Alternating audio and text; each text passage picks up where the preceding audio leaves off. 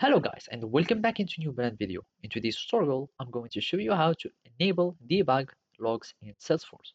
So make sure to watch the video to the end and follow these simple steps. So first, we need to go to our setup by clicking on this lightning bolt icon. Then we need just to go to the setup page and then we need to search for debug here in the quick find. Just type debug and from here we will find the debug logs.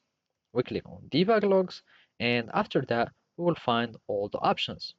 So from here we will need to have already the debugs logs all here, but we need to have some user trace flags so we can have our debugs that will be showing here.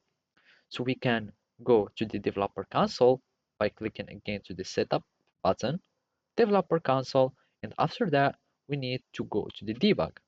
So from here we can uh, go and change the log levels, and after that you will need to change the general trace settings, and you will need to add the debug for your application or for your class so you can have them in your debugs.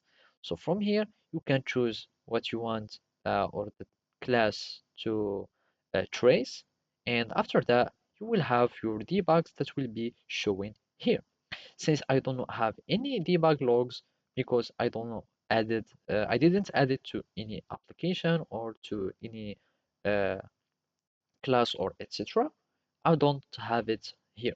So basically you need just to start changing the log levels, and after that you will start having your debugs that will be shown in the debugs logs. So basically that's it. Thank you for watching and see you next time.